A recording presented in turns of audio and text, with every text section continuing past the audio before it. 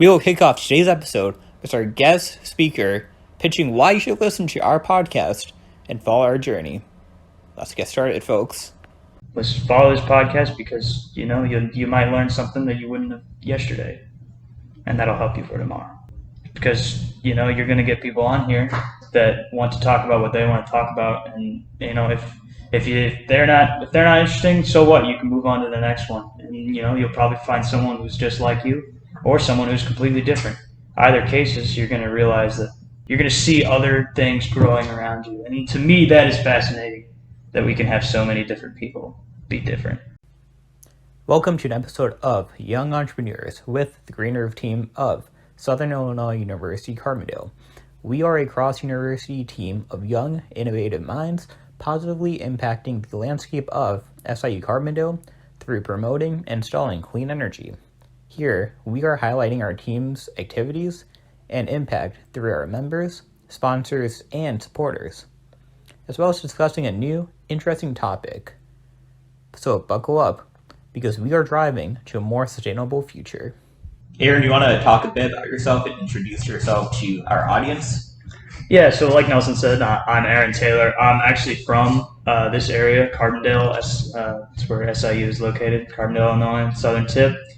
I came from actually a really small town outside of Carbondale, McCanda, and I grew up like not really going to a big school, and then I went to high school and it was super big, so not like huge, but so that was a very good experience for me to like get a diverse feel for like how the world is and how you see different sides of people, but and that kind of prepared me for college, so I really enjoyed growing up from where I am and thought it was a good place to stay, so that's why another reason I came here. And McCanda, that's where Giant City is, right? Yes, McCanda is the giant city plus just wilderness of nowhere town.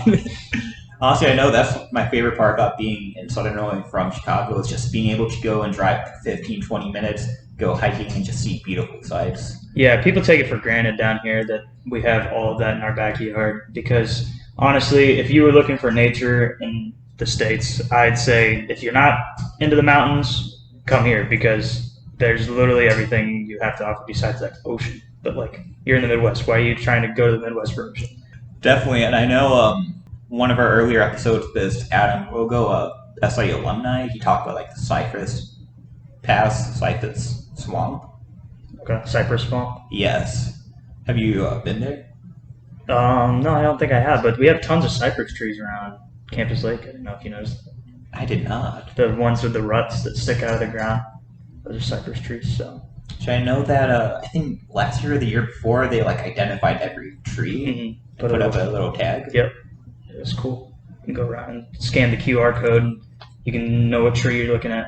If you can find the QR code, they put it on the random spot. But yeah. Awesome. Okay.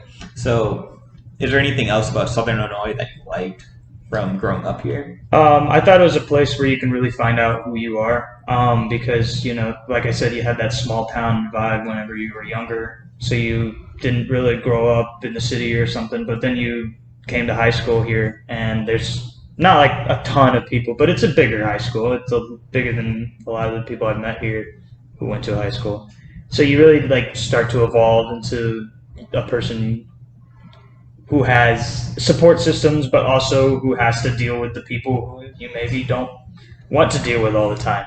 And so that encourages growth, in my opinion. So, and you find the way that you want to act and who you want to be around and what support you need. So, like, I feel like you just start to develop your own hobbies and your own interests, and it really made me into the person I am today, and I'm happy with that. So, awesome. And then,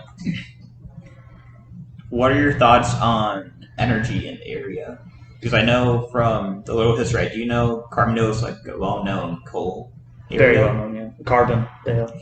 It's in the name. It's in the name. So I grew up just seeing that smokestack every day. Well, not every day, but pretty much every day. And so knowing that SIU is all about energy, more recently, we're trying to go towards a more sustainable energy, but obviously coal has just been such a prominent thing that it's hard to switch.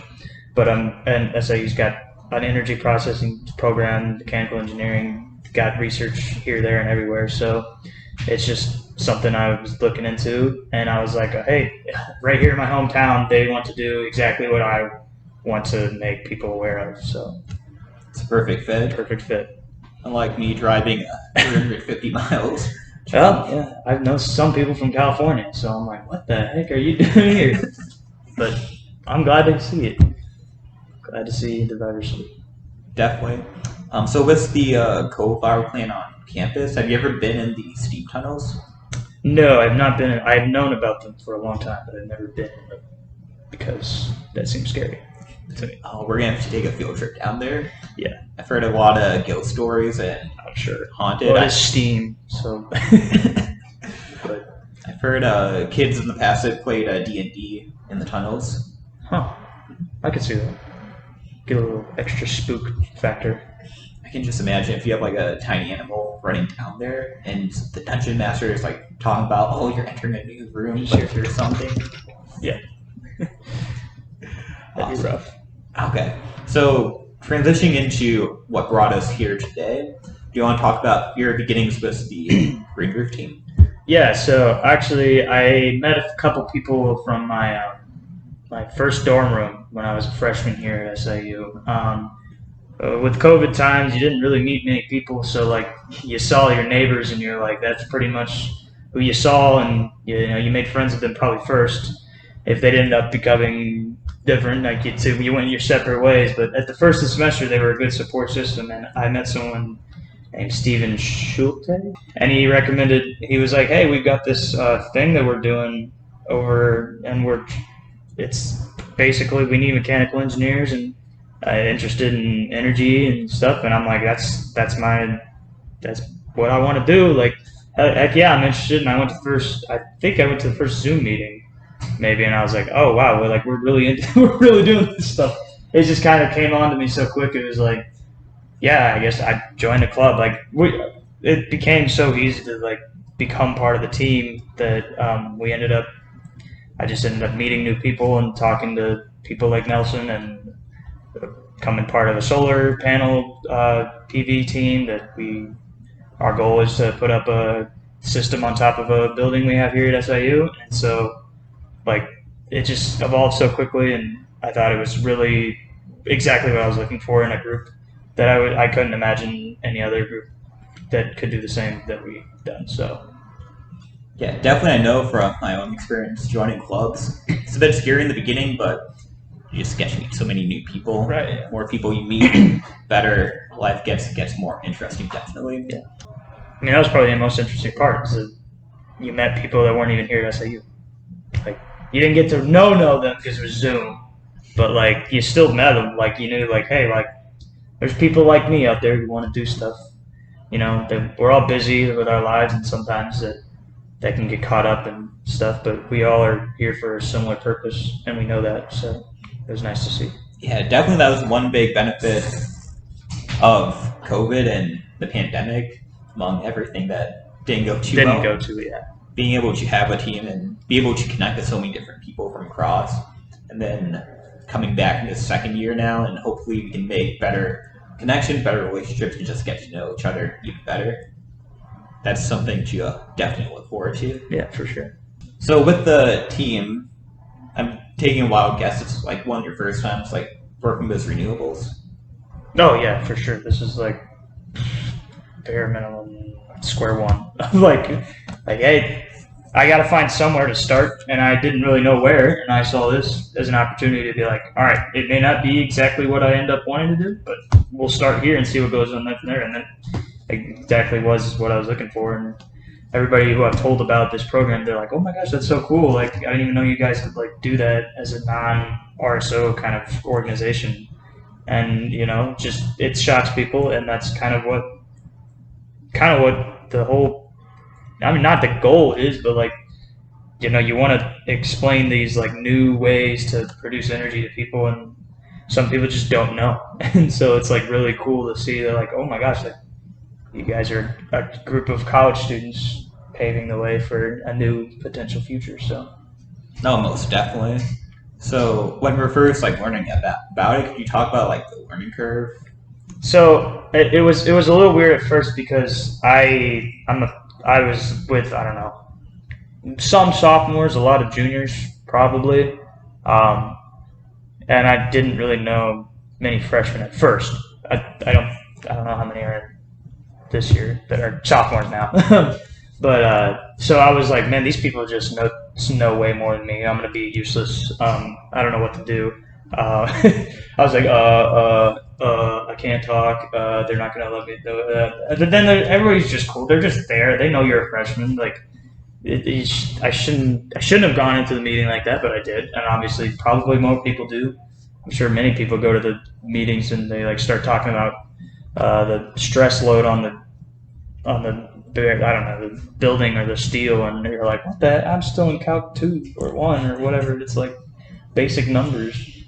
And so yeah, it was a little scary at first, but like you got to realize that's the only way you learn is being not the only way, but a good way to learn is being thrown into the fire and finding your way out. So I just thought it took time, and I'm just not going to say that I know everything now because I just found out somehow. But so the the basics of what I've learned is that if you want to figure it out, you will, and if you can't, you move on to the next problem that you can't figure out. So it's kind of like swimming; you just jump into the deep end. Yeah, that takes some time too.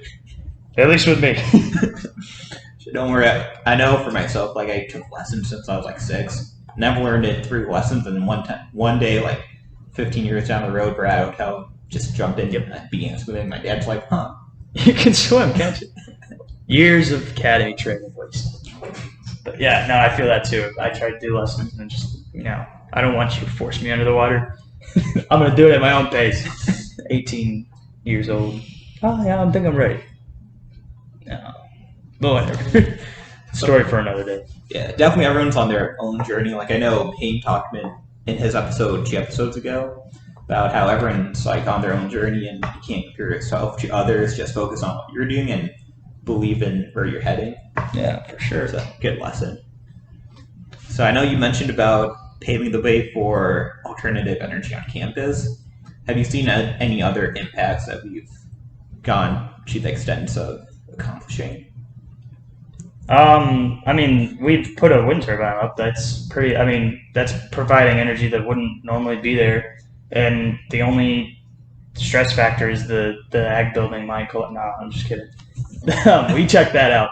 The only we're just really not in the way of anybody, and like so that we just turned a unusable area, well, not an unusable area, but a not used area into something that we can take advantage of and provide for people that don't even know we're providing for them. Like, it's not a lot. I'm not going to say this wind turbine supplying SIU. It's running on SIU fumes. No, that's what the smokestack's for. But it's definitely an impact that people won't see unless it happens more.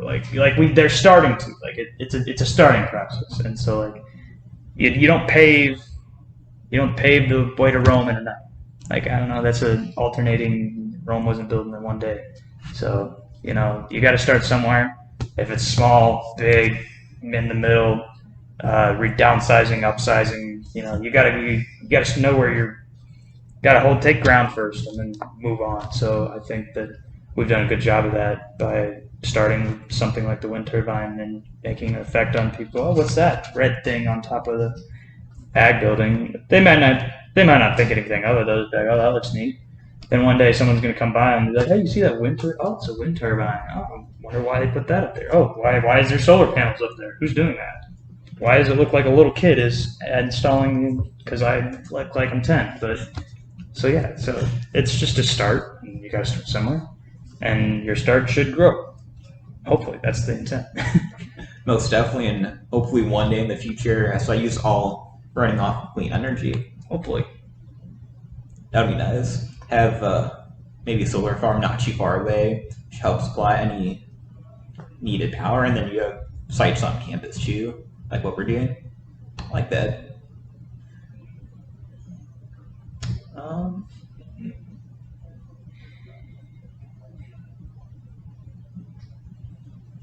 So on the team, have you met anyone interesting that you got close with? Not particularly close with. There's a lot of people I come and chat with quite a few times, or like say hey to in the hallways, and I think that's like, honestly, if I'm gonna be totally honest, that is the relationships that I miss the most from COVID. Is those relationships where you, every now and then you just talk with them, and then you say hey in the hallways or hey in the student center. You see them, you're like, "What's up?" Like, nice to see you. Have a good day or whatever. And like, I don't know, just every now and then you chat with them, and it's like those are the ones like you have your core friends, and your core system, and your core supporters, but then these ones that are I'm just labeling them secondary. Secondary. That doesn't mean they're lesser at all. That's not what I mean by that. But you have these secondary friend levels, and like without that conversation in the day, what did you gain from that time that you would? I mean, maybe you would have studied, maybe you would have hung out with the other friends, but instead you learned you learned from somebody else. Like you learned how other people live. And I think that's a lot of like I'm agreeing with Hein, like the fact that you want to like follow your own dream and stuff, but your dream can be so much more interesting when you take into fact that there's other dreams too. Like not saying don't change your dream because someone else's dream is different. That's the beauty of it, is that we have different dreams. And so like if you were just to stay with your core supporters, all you would know about is your dream and how they support your dream. But when you talk with these secondary people who have their own motives and everything and have their other support groups, you realize that like you start to see the diversity of something like SIU, and you can have so many diverse team members in the same team. And so like I feel like, not even though I haven't made any like super close friends from this group, I have like created a secondary support system that we're all interested in the same thing. We all have our different dreams, and we all have our different support systems, and that's like amazing to me, because when you think about it, that's a tree that branches off in 900 different directions, all in one place. And who knows, like maybe in the future, if you're traveling to a new area, maybe like Texas, Ohio, someone's out there and you can go visit them. Right, and that's just another part of the way the world works. It's like connections and outreach. It's amazing, and I think a lot of people just overlook it because they're comfortable in their friend group, and it's great if that's what works for you. That's amazing. Like I'm glad, and that's what you should continue doing. But there's just so much more to explore that is just undiscovered. So no, it's definitely like I know I met Haynes about 2 years ago now, and we hung out for 3 days at a conference. Didn't talk for a while, then began interning remotely. Just began messaging each other, and Edward too, and then he joined the team, and then I actually got to see him about 2 months ago, right before the semester began, and just felt like we had that connection. Like we didn't talk a lot, but we talked enough that we knew each other, and we just could connect easily. Like I know I haven't met everyone on the team in person, but hopefully one day I will. Yeah. But definitely with COVID, we were, what do you call us, like resilient. So like even though we were in this time of like uncertainty, we still got crap done. Yeah. That's a, pardon my French, but yeah, no, for sure. I thought it was impressive how much, now that I know what you're going off, brain farts all over, but yeah, like Zoom is terrible, Teams is terrible, virtual sucks, whatever. It just sucks, like because you see name, and then name's talking. Oh, okay, well, and I'm a core person who just did I don't want to turn my webcam on right now because I look like garbage. But if you go in person, who cares? Like nobody's gonna. But it just looked so weird because you just knew people were staring at your icon. That's anyways. Story for another day. But yeah, we still got stuff done on these crappy platforms because people were doing a lot outside. Like Nelson was putting together so many different meetings and times, and meeting with different people and outreach into AES Solar or the Green Fund grant or all this stuff, and that stuff happens because of someone like you who does that because they care about the project. And you have your support system, which kind of is the Green Roof team. You have a reason for all the things you do. It's because you see something like the Green Roof team prospering, and you know that's like your thing. You see that as yours, and you see it growing. So that COVID can't stop that. Like so nothing could stop like someone seeing their dream and their passion flowering. Like it could stifle it. It could suck for weeks. It could suck for months. It could suck for years. But like once you give up on that dream, in the end, yeah, COVID kind of caused it, but you made the decision. You know, I mean, it's cheesy. Someone's gonna say like, "Ooh, what about?" Yeah, there's exceptions to that rule, but like in the end, like what's gonna stop you from having a day of production? Like you or the people around you, and 9 times out of 10, it's you. But in my opinion, definitely, like if you have the will to go ahead and you envision something, especially if you have a team behind you, makes it 10, 100 times easier. Right. Yeah, I mean, this is a great program where people can get together and learn about renewable energy and sustainable energy and different projects. But I think the listeners need to enjoy what they're listening to. Like, if you're not, click out. Like, there's no purpose. You can click out. You're not writing a paper on me. I don't even know how many people are going to hear my voice, but that's fine because if it's 2, that means that 2 people now know that what I want to do and what they want to do is important too. And like, that's probably the biggest goal is that like, if more people realize that, you know, like there are people working towards a goal and other people are doing the same thing, they'll see that like, okay, well, if I work towards a goal, when will I get a support system? Well, yeah, it's going to be tough. You're not going to get your own support system overnight. And some of your friends might be jerks and a-holes, but, you know, like, find a new friend. It's hard. I know it's hard with COVID. You know, it's not easy to go out and socialize. But, yeah, to the 1 or 2 listeners, like, be you. Like, if being you is not on this podcast, click out. But if being you is listening to the rest of it, enjoy it because I have a wonderful voice and you should really enjoy it. But yeah, I don't know. It could go anywhere. It doesn't. Do you have any questions? Do you have any concerns, comments? I'm interviewing you now. Oh, you're turning the tables? Turn the tables on Nelson Fernandez. So what's running through your mind right now? Many things. Like interviewing you. When's the Young Entrepreneurship of Nelson coming out? Is that the finale? It might be. Well, you can give him a sneak peek right now. Oh, I like the idea. Yeah. So what's good? What is Nelson? Who is Nelson? Who am I? Well, I feel that's one reason I did come to Southern Illinois. Like how you talked about in the beginning, you can easily find yourself. Chicago can easily get crowded and be surrounded by so many people, so many ideas at so many different times that it's hard to think. I know with cell phones now, I heard a quote during Dave Chappelle's stand-up comedy, and he mentioned that cell phones are kind of evil because you hear about all this news, but then you can't process it because of the phone and communication. You hear about something else happening, then something else happening, and you're gonna never have that time to like peacefully process and then be able to move forward. I thought that was kind of unique. But being down here in good old Southern Illinois, surrounded by farmlands, by the Shawnee National Forest, by nature itself, it's unlike anything I've ever seen.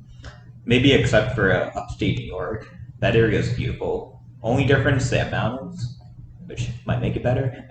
But, I mean, no. Being down here, good 5.5, 6 hours away from Chicago is peaceful. There's a lot to do if you can find it. And I think that's the beauty of it, is it feels like technology is not needed to have a good time. As long as you're with the right people, right mindset, anything can happen. Anything's possible. I think Carbondale is a great example that anything's possible because it's still here. How many places do you know where just their main thing was power plant, factory, and what are they now? Like husks of a town that like have a couple thousand people. I mean, granted, we have the university. We've had our good university times. We have our bad university times. We're on the uprise, but we're not the party school of the 70s anymore. But we've changed into the non-party school with this 20s. We're in the 20s again. That's crazy to think about. Roaring 20s. Carbondale, I'm just going to say Carbondale as a general term. I don't mean the city of Carbondale right there, town, center, civic center, town hall, whatever. That's not what I mean. Yeah, you're not going to go to town hall to meet with your, well, you might if you're in poli-sci and stuff. But like Carbondale in its general is just such a hodgepodge of everything. You've got the city that's kind of like mini Chicago area. It's like you got all that town. It's right there, and then you go out like literally a mile, and it's farmland, nothing but farmland. And then you go out another mile, and you're like, oh, look at that, it's forest, Shawnee National Forest. Oh, this place is huge. There's everything here, nature, roads, people that are disconnected with the world. If you actually have been to a camp at I the have boardwalk, many times. Yeah, I swear those people are like don't know what's going on because like they're how could they? Like they're living in like shacks that like haven't looked like they've been updated since the 40s or 20s or something. And you barely even see like power lines too. Yeah, they actually had a movement to not bring a giant cell phone pole. I don't know if you've ever seen if you've gone up this huge hill, right with the church on your right and the boardwalk on your left, right as you pass the railroad tracks, coming from 51. You probably don't come from that way because I live out that way. But anyways, if you go up the big hill on the church line, it says stop the pole or something. It's like don't bring the pole, and I'm like, yeah, that's just a great, like that was their goal. Like they accomplished it. They don't bring a power pole. Like it might have provided a little easier access for a multi-million-dollar company to provide more service to people who are going to buy more of their things, but instead it salvaged a part of what Southern Illinois is, and like I'm all for chasing your dreams. Sometimes like your dream is to not move forward, like not move forward in the sense of like live on, but like progress down the line of like the business taking over the land. I mean, it's kind of sounds like, oh, I'm against Verizon. Nah, man, I don't care, but they did. So they put it to it, and you can just see that the small town mentality can also take over. So like that's another great thing. And then just like being able to be reconnected to this nature. Yeah. I know. So I took a week before the semester began when she upstate New York. I try and I don't think I've told anyone about what happened, but I pretty much just unplugged my phone. I would just like call my parents like every night to make sure they know I'm alive. But I just wake up early in the morning, go hiking all day, have a sandwich on me, and just like not worry about anything else. Just like be there at the moment and enjoy the moment. Oh yeah. And then did that maybe 5 of the days, and then one day just found a river, went down, sat by, and read a book for 8 hours. I'm not the fastest reader, so I didn't get through all of it, but it was nice just to be able to read. And if I didn't want to read for a bit, just stopped and looked at the river and saw the birds flying by and a couple of people in kayaks, but just like be away from everything. And I think that's actually kind of useful, just having time away from the busyness of life, because at the end of the day, it's about enjoying life. Yeah, it's huge. You start to see that life is more than a device in your hand. But it's not about TikToks, it's not about Instagram reels. Some of them are funny, but I prefer me getting shown the funny one instead of having to dig through. But that's awesome. So now turning the tables back around, Roger. Where do you see yourself in the future if you thought about it? And also only in sophomore year, got 2 more ahead before it becomes a pressing question. I've always kind of not hated this question, but thought it was arbitrary because I see myself in a lot of places. Like I don't see myself as a one-track mind. Like I'm gonna do this. Like as long as like I can see myself doing what like I set out to do, like that's where I see myself in 10 years, is doing what I want to do. I don't see myself being in one job, don't see myself being in, well, maybe it is one job, and that's what I'm gonna be doing. But like that's the answer to my question. Is like in 2 years' time, like who knows? Like the world could go to crack even more, and then I don't see myself anymore. So like I think it's so such a changing question that it's not really practical because like tomorrow I can forget all of my calculus and just like, oh crap, like I literally can't do this field anymore because I don't know math. Okay, well, if I'm gonna just give up and cry about it, okay, but then why not I just pick up something else and pick up where I left off? So, where do I see myself in 10 years? I see myself doing what I would want to do. So enjoy life and find something that you're interested in. Yeah, Like work for a goal. Work towards a goal. It's every day there's a goal you can set if you want, or you just cruise on by. Some days are just the cruise on by days, but enjoy those because you don't get many of them. And with that, we conclude our episode of Young Entrepreneurs with the Green Roof team. Special thanks to your sponsors, the SIU Research Park, Energy at SIU, SIU Sustainability Office's Green Fund Grant, the University Innovation Fellows, CH Electrical, Enertech, Raz Coatings, AES Solar, Sprague Supply Group, H&F Visions, Silvix Forestry and Nursery, Nether Chance Studios, Climate Economy Action Network, and many more. And please visit our website for more information and follow us on social media. Stay sustainable, folks.